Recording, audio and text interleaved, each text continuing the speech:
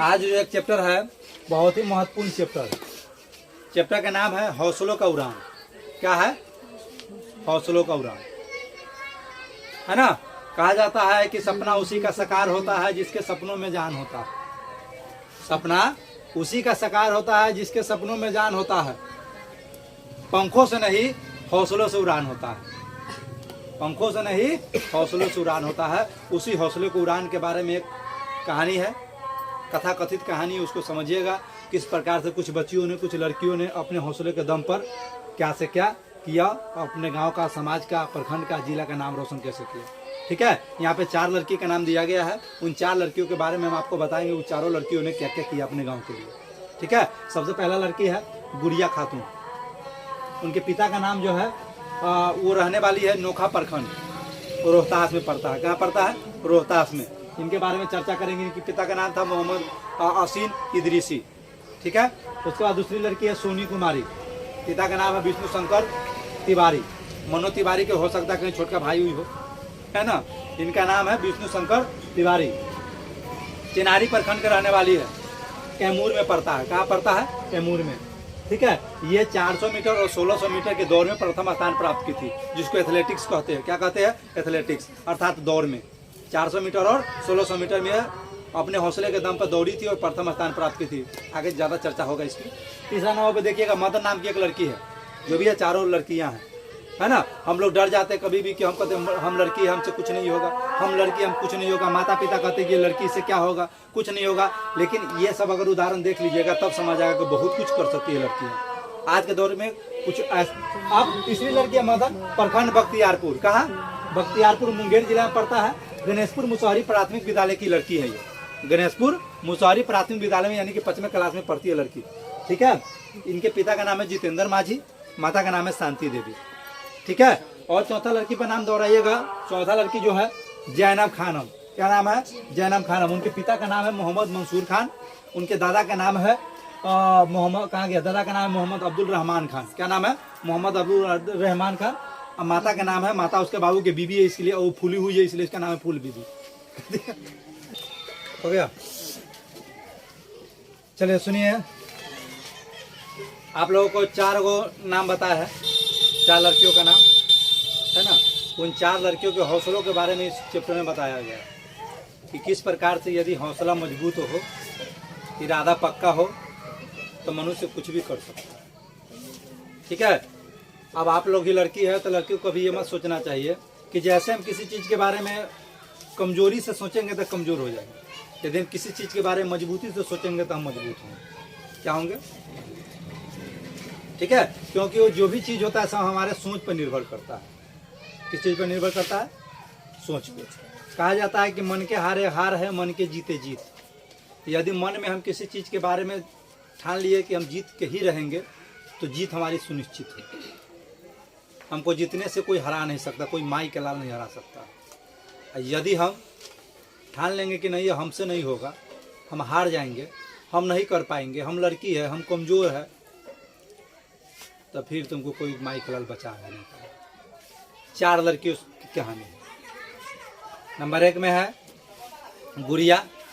एक लड़की का नाम है गुड़िया, दूसरे लड़की का नाम है सोनी, तीसरे लड़की का नाम है मदन और चौथे लड़की का नाम है जैनब। क्या नाम है? जैनब खान, है ना।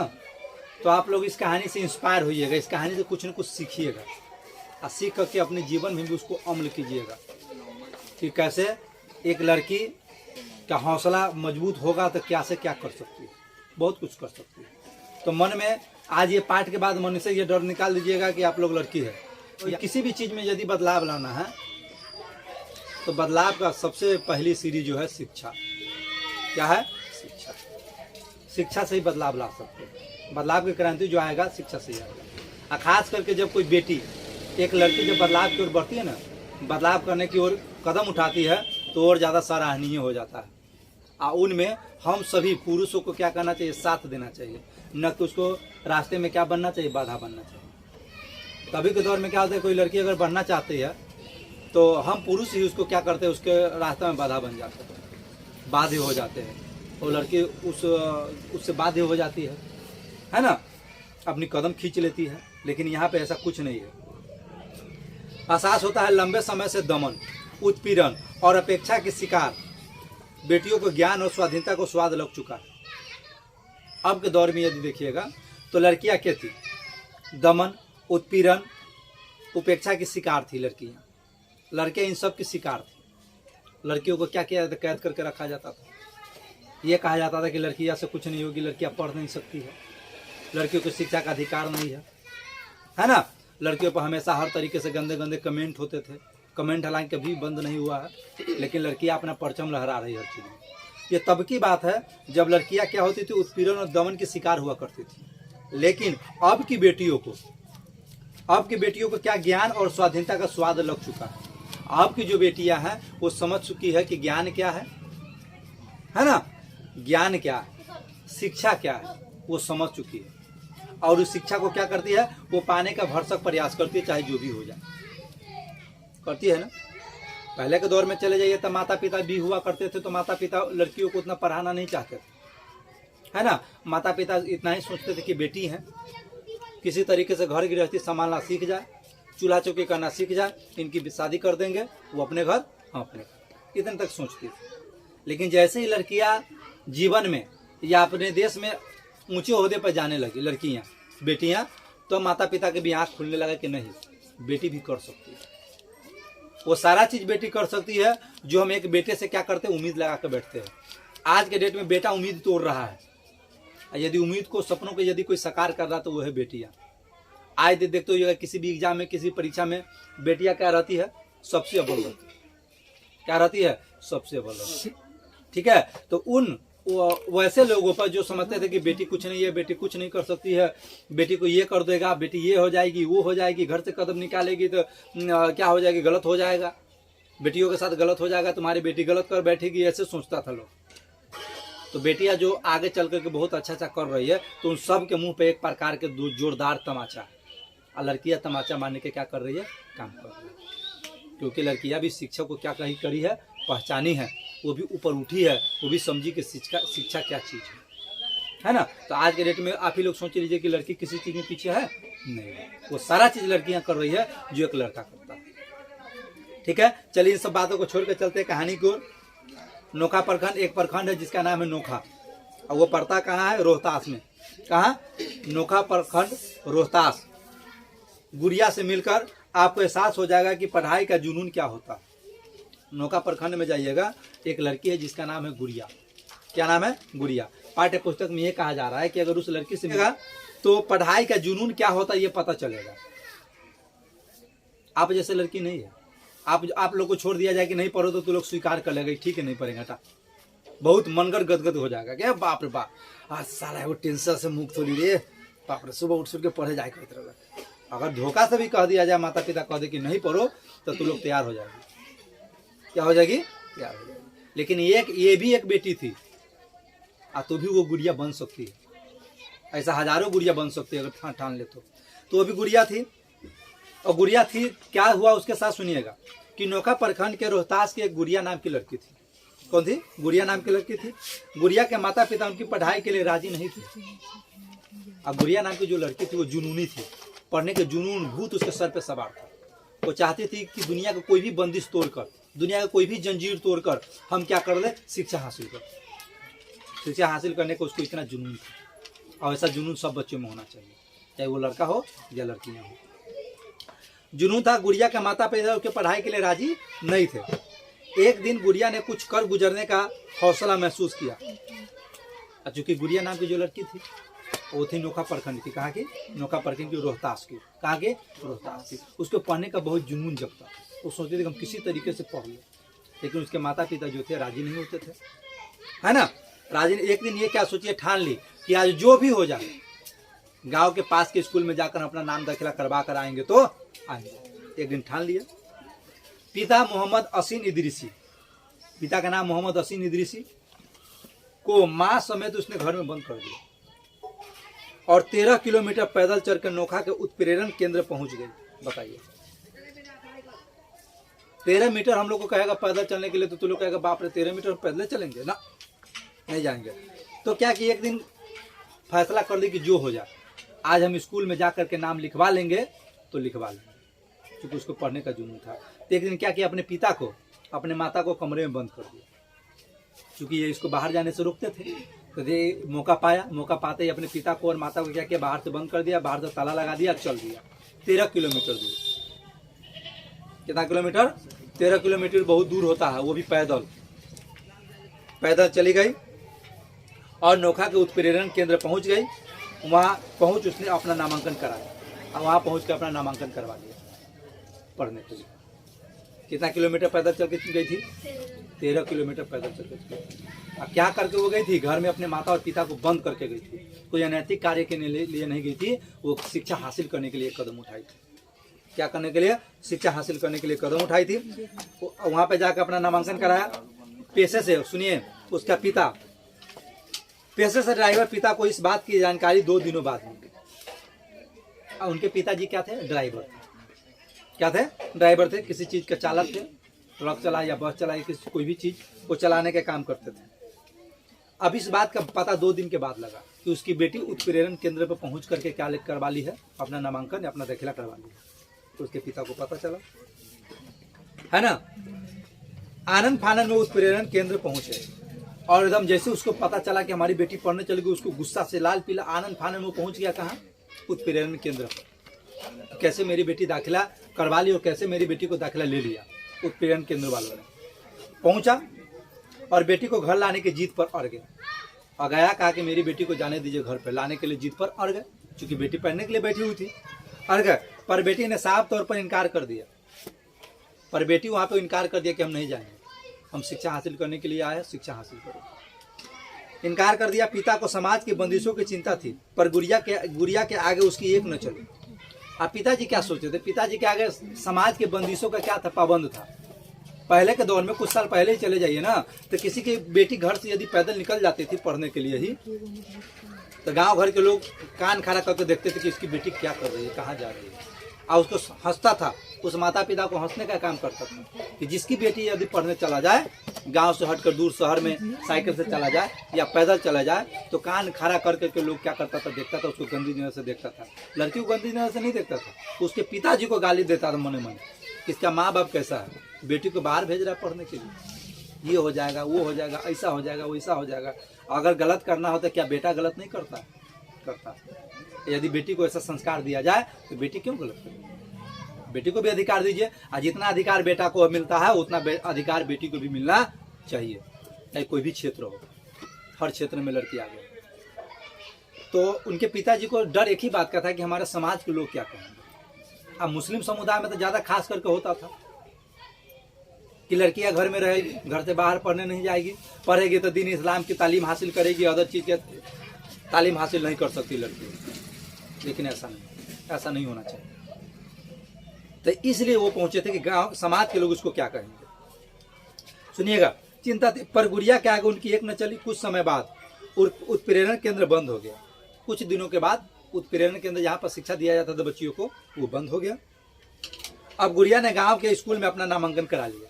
जब हो गया तो अपने पिताजी से क्या करके बगावत कर करके उत्प्रेरण केंद्र चूंकि तो बंद हो गया, तो गांव के ही एक स्कूल में क्या किया, अपना नाम लिखवा लिया। कौन? गुड़िया खुद से की सब चीज, माता पिता का कोई हाथ नहीं था। अपना नामांकन करा लिया। वो पढ़ लिख कर अध्यापिका बनना चाहती है और उनका ख्वाहिश है कि वो पढ़ लिख करके एक शिक्षिका बन जाए। क्या बन जाए? शिक्षिका। शिक्षिका इसलिए बनना चाहती है कि उनके जैसे ना जाने लाखों गुड़िया है ना, जो पाबंद के कारण, माता पिता के पाबंदी के कारण, समाज के पाबंदी के कारण शिक्षा हासिल नहीं कर पा रही है, या गरीबी के कारण शिक्षा हासिल नहीं कर पा रही है। तो इनका ख्वाहिश है कि हम पढ़ लिख करके क्या बने, एक अध्यापिका बने, अर्थात एक शिक्षिका बने। क्या बने? शिक्षिका बने। उसका सपना है कि अभी अपनी जैसी लड़कियों के साथ ही उन लड़कियों की भी इच्छा पूरी कर सके जिनके मन में पढ़ने की ललक है। ये उन लड़कियों की इच्छा भी पूरा करना चाह रही है जिनको पढ़ने की क्या है, ललक। क्योंकि इसके जैसे ऐसे हजारों गुड़िया है जो क्या होगी, पढ़ाई से वंचित होगी, या माता पिता पढ़ाई बंद करना चाहता हो, या गांव समाज के डर से नहीं पढ़ना पाती हो, है ना। तो ये चाहती कि उन समाज के बंदिशों से उठ करके लड़कियां भी क्या करे, शिक्षा हासिल करे। क्योंकि शिक्षा पर सबका अधिकार, शिक्षा पर सबका अधिकार है। शिक्षा किसी का बांटा हुआ नहीं, किसी का बाप का जागीर नहीं है कि लड़का ही सिर्फ हासिल करेगा, लड़की हासिल नहीं करेगी। ठीक है, पढ़ने की ललक हो, पर बाधाएं जिन्हें पराजित कर देती है, गुड़िया गांव समेत अपने इलाके में मिसाल बन गई और आगे चल करके पढ़ लिख करके वो अपने जैसे हजारों लड़कियों को क्या करती है, शिक्षा दे रहे हैं। और वो अपने गांव समाज में, अपने प्रखंड में एक मिसाल बनी हुई। क्या बनी हुई है? मिसाल बनी हुई है ना। अब वास्तव में मिसाल का क्या कहानी है, इसे शिक्षा लेना चाहिए, है ना। चलिए आप दूसरे लड़के के बारे में जानिए। ये थी गुड़िया की कहानी। किसकी थी कहानी? गुड़िया। अब आइए कैमूर के चिनारी प्रखंड। अब चलते हैं कैमूर जिला में। कैमूर में, कैमूर के चिनारी प्रखंड में मतही गांव एक है। मतही गांव क्या है? मतही गांव है। गांव निवासी विष्णु शंकर तिवारी। और उस गांव के एक व्यक्ति है जिसका नाम है विष्णु शंकर तिवारी। खुशी से फूले नहीं समा रहे थे। खुशी से फूले नहीं समाने का मतलब बहुत खुश था अपने बच्चे से, अपने बेटी से खास करके। दरअसल उनकी बेटी सोनी ने पूरे जिला में एथलेटिक्स प्रतियोगिता में 400 मीटर और 1600 मीटर की दौड़ में पहला स्थान प्राप्त किया। सोचिए ना, उस पिता को कितना खुशी मिलेगा जिसकी बेटी गांव में ही नहीं, प्रखंड में नहीं, पूरा जिला में उनका नाम रोशन करे। उस पिता के करेजा, उस पिता के छाती तो गर्व से चौड़ा होगा ही होगा ना। उसी का छाती चौड़ा करने का काम की थी सोनी। कौन की थी? सोनी। दौड़ में 1600 मीटर और 400 मीटर के दौड़ में वो प्रथम स्थान प्राप्त की, अर्थात पहला स्थान प्राप्त की थी। इस बात से जाहिर सी बात है एक पिता क्या होंगे, खुश होंगे। ठीक है। दरअसल उनकी बेटी सोनी ने पूरे जिला में एथलेटिक्स प्रतियोगिता में 400 मीटर और 1600 मीटर की दौड़ में पहला स्थान प्राप्त किया था। वह गांव ही नहीं, पूरे प्रखंड की चहेती बन गई। ऐसा करने से पूरा गांव के ही लोग ही नहीं, पूरा प्रखंड के लोग क्या किए, उनकी वाहवाही की और उनका क्या बन गया, वो पूरे प्रखंड के लोगों को चहेती बन गया। सब उनको क्या करने लगे, मान सम्मान आदर करने लगे। और उससे लोग शिक्षा लेने लगे कि लड़कियां भी दौड़ सकती है, लड़कियां भी दौड़ सकती है ना। कहता है कि सिर्फ लड़का ही दौड़ सकता है, लड़का ही दौड़ सकता है, लड़का ही पढ़ सकता है, लड़का ही कर सकता है, ऐसा कुछ नहीं था। ये सब एक प्रकार की शिक्षा दे गई कि नहीं, लड़कियां भी अगर चाह ली तो लड़कियां भी कर सकती है। ठीक है। अब चहेती बन गई। सोनी का हौसला लगातार बढ़ता गया और उसका हौसला, लोगों ने हौसला बढ़ाया। हौसला कौन बढ़ाएगा? हौसला हमारे घर के लोग बढ़ाएगा, हमारे समाज के लोग बढ़ाएगा, हमारे गांव जवार के लोग बढ़ाएंगे। किसी का मनोबल तोड़ने का काम कौन करता है? सबसे प्रथम काम घर के लोग करते हैं। बच्चों को मनोबल बढ़ाना चाहिए, न कि उसका मनोबल तोड़ना चाहिए। ठीक है ना। तो किसी भी बच्चों को मनोबल तोड़ने का सबसे सर्वप्रथम काम करता है उसके घर के लोग। अगर बच्चे कुछ करना चाहता है तो घर पर सर्वप्रथम घर के लोग रोकेंगे। हे ये करेगा, तुमसे नहीं होगा, मत कर, ये हो जाएगा, वो हो जाएगा। उसको नेगेटिव पॉइंट बताने लग जाएगा, और जबकि पॉजिटिव पॉइंट उसको नहीं बताएगा। बच्चा का थोड़ा सा मनोबल डाउन हो जाता है। कहते घर परिवार के लोग मना करते हैं।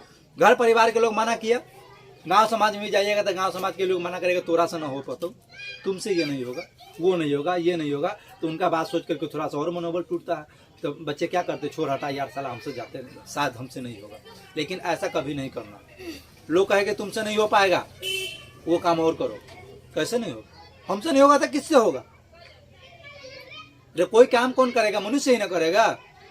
तो जो करेगा वो भी मनुष्य, हम करेंगे हम ही मनुष्य। तो ये क्या हुआ कि हमसे नहीं होगा और से होगा, औरों से होगा, तो हमसे क्यों नहीं होगा? हमसे भी होगा। ठीक है। तो उनका हौसला बढ़ा, घर के लोग, समाज के लोग, गांव जवार के लोग उसका हौसला बढ़ाया। वह राज्य स्तरीय एथलेटिक्स, राज्य स्तर पर चली गई। राज्य स्तरीय एथलेटिक्स प्रतियोगिता में प्रतिभागी बन जमालपुर गए, वहां उसे पहला स्थान प्राप्त हुआ। राज्य स्तरीय प्रतियोगिता में वो प्रथम स्थान प्राप्त की। क्या की? प्रथम स्थान। भागलपुर गई, है ना, सॉरी भागलपुर, सॉरी माफ कीजिएगा, जमालपुर गई। कहाँ गई?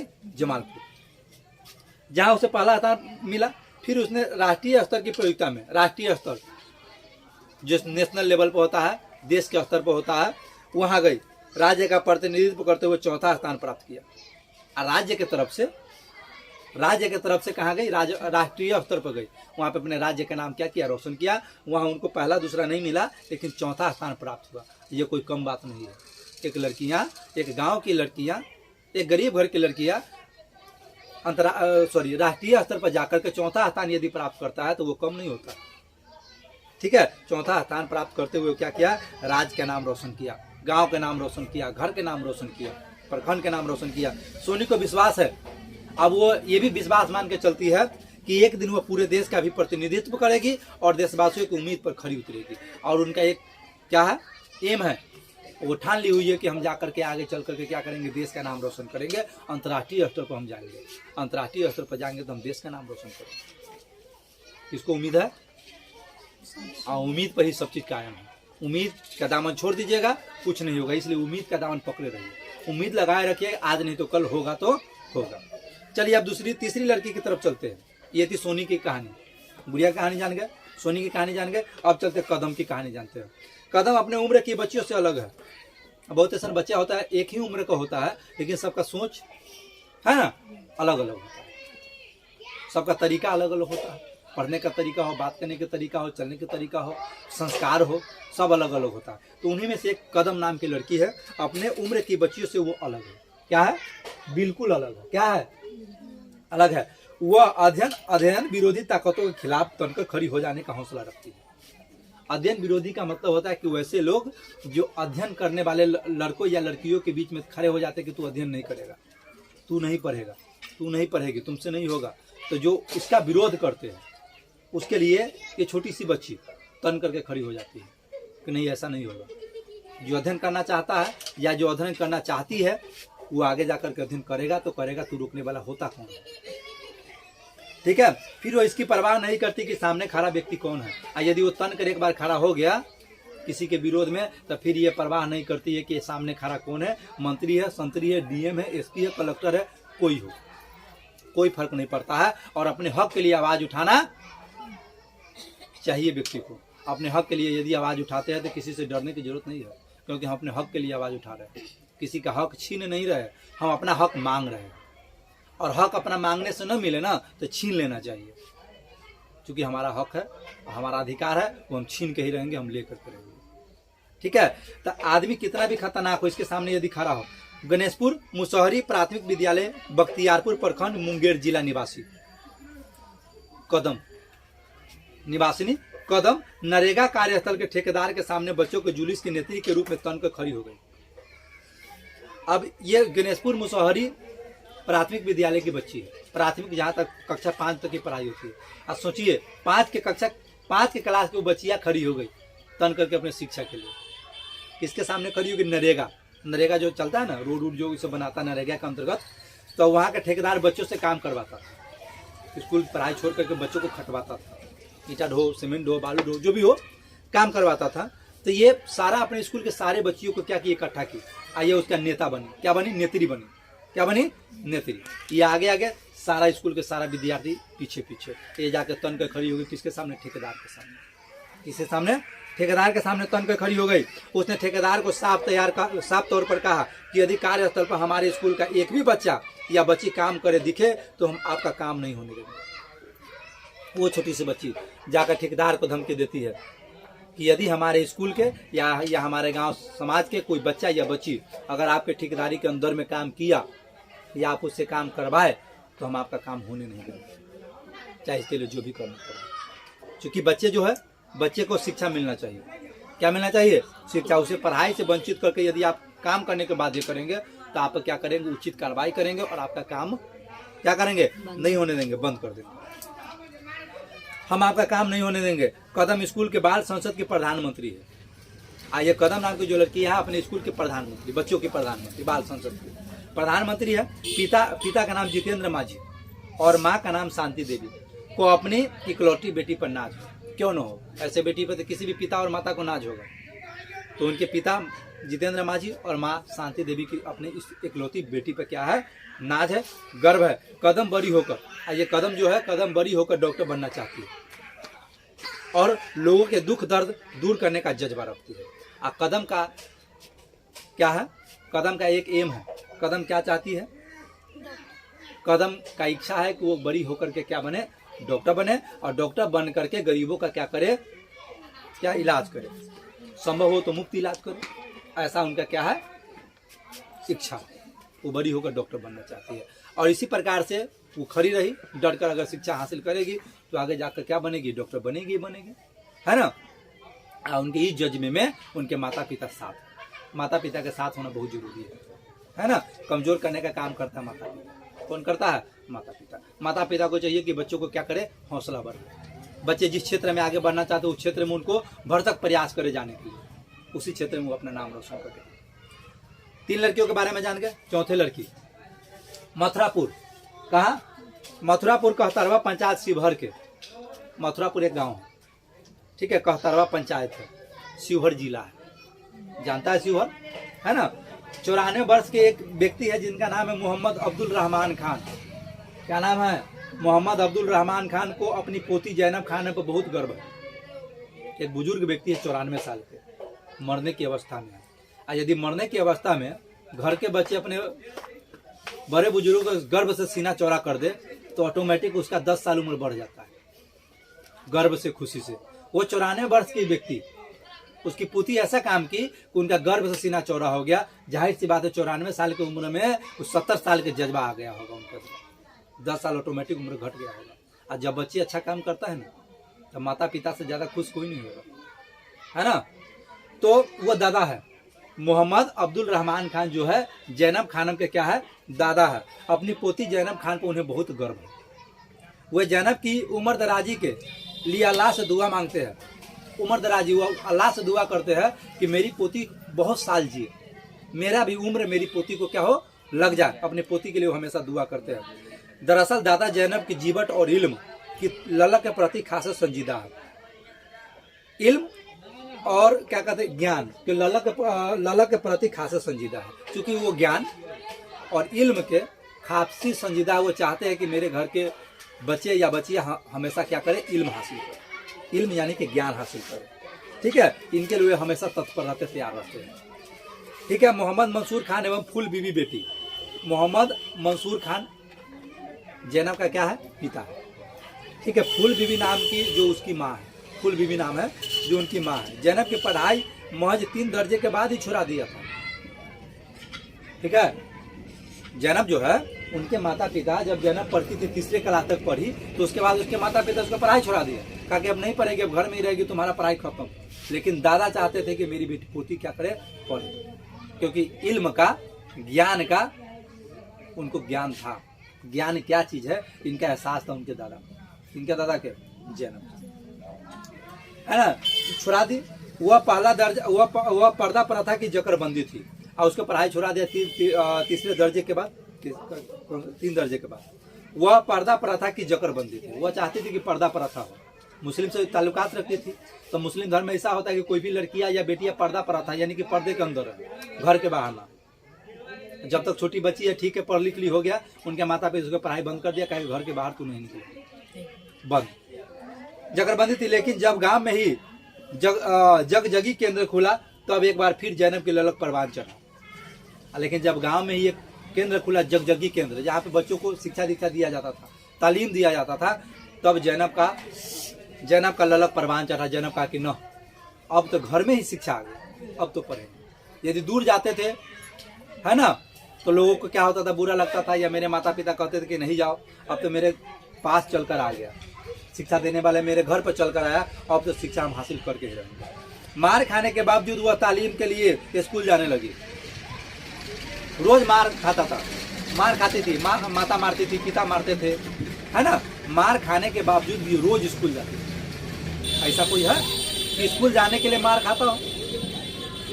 स्कूल न जाने के लिए तो मार खाते सुना है, स्कूल जाता है फिर भी मार खाता, ऐसा सुना है, पहली बार सुन रहा है। यदि हम बच्चे स्कूल नहीं जाते तो मेरे माता या पिता, है ना, मारते हैं या डांटते हैं, गाली देते हैं। लेकिन ये ऐसी लड़की थी जो पढ़ने जाती थी, उसके बावजूद भी क्या करती थी, मार खाती थी। मार खाने के बावजूद भी वो तालीम के लिए स्कूल जाने लगी। फिर जैनब पीछे मुड़कर नहीं देखी, मार खाती थी, कोई दिक्कत नहीं है, मार ले बेटा, सारा मार कब उछला जाएगा, जब हम पढ़ लिख के कोई व्यक्ति बन जाएंगे ना, कोई ढंग के, तो जितना भी मार है सब मेरा क्या हो जाएगा, वापस हो जाएगा, कोई फिक्र नहीं, मार ले, जितना मारना है मार लो। अब वो बीए में पढ़ रही है। उस बच्ची को पहला दूसरा में रोका गया था, अब वो लड़ करके झगड़ करके आज कहाँ तक पढ़ गई, बीए तक पढ़ गई। कहाँ तक पढ़ गई, बीए तक पढ़ रही, बीए में पढ़ रही है। साथ ही लड़कियों को महिला शिक्षण केंद्र में शिक्षित भी करा रही है, और साथ ही महिला शिक्षा केंद्र में जाकर बच्चियों को, लड़कियों को क्या कर रही है, शिक्षा दे रही है। इसको ब्लू बेल्ट प्राप्त है। आत्मरक्षा की जगह सिखाया जाता है, ट्रेनिंग दिया जाता है कि लड़कियों को कोई भी मतलब मुसीबत आए, कहीं भी रास्ते पैरा में कहीं भी जाता है तो लोग देखते हैं ना, अभी लड़कियां क्या होती है, जाती है तो बहुत प्रकार के भदे भदे कमेंट के क्या होती है, शिकार हो जाती है। लड़का छेड़ देता है, कुछ मतलब गंदे गंदे कमेंट करता है, तो उसके लिए प्रशिक्षण प्राप्त क्या कहे, प्रशिक्षण प्राप्त किया। इसमें ब्लू बेल्ट प्राप्त है। ब्लू बेल्ट उसी को प्राप्त होता है जो निपुण होता है कराटे में। ये कराटे में निपुण थी, इनको ब्लू बेल्ट प्राप्त हुआ। और ये आत्मरक्षा का गुण सिखाती लड़कियों को कि कैसे किसी मनचलों से, किसी चोरी चक्कों से कैसे हम बच सकते हैं, कैसे उसका मुकाबला कर सकते हैं। ये शिक्षा देती है कौन, जैनब खानम। कौन देती है, जैनब खानम। आपने देखा इस समय क्या शिक्षा है, आप देख रहे हैं कि आपने देखा कि कैसे दृढ़ इच्छा और शक्ति बदलाव की इच्छा रखने वाली सामान्य बेटियों ने असाधारण काम किया। ये असाधारण काम, साधारण काम नहीं है, ये बहुत बड़ी बात है। एक लड़कियां जिनके पास न कोई तजुर्बा है, न कोई क्या है, ज्ञान है, बाहरी वातावरण का कोई ज्ञान था उसके पास, न किसी का इसके पीठ पर हाथ था कि हम तुम्हारे पीछे खड़े हैं। उन लड़कियों ने अपने जज्बा से, अपने जज्बा के बलबूते क्या किया, बड़े बड़े काम किया, असाधारण काम किया और समाज के हौसले को बढ़ाया। बिहार की ये बेटियां आप सभी का आह्वान करती है कि शोषितों वंचितों के प्रति मानवोचित दृष्टि का व्यवहार करें और इनके लिए किए जा रहे संघर्षों के प्रति सम्मान का भाव। अब इन सबसे हमको क्या मिलता है, इससे हमको क्या शिक्षा मिलता है, कभी भी हमको सच्ची लगन और मेहनत से क्या करना चाहिए, आगे बढ़ना चाहिए। ठीक है, हमेशा शिक्षा को गले लगाना चाहिए, है ना। जो भी चारों लड़कियों के बारे में पढ़े है वो सब किसके लिए लड़ी है, झगड़ी है, शिक्षा हासिल करने के लिए। एक बार यदि हम शिक्षा हासिल कर लेंगे तो हम समाज में वो सारा काम कर सकते हैं जो हम चाहते हैं। हम शिक्षित लोग जैसा समाज को बनाना चाहेंगे वैसा समाज बनेगा तो बनेगा। यदि समाज के प्रत्येक बेटियां पढ़ लिख, हम बेटियों को इससे शिक्षा मिलना चाहिए कि हमको शिक्षा हासिल करना है, इसके लिए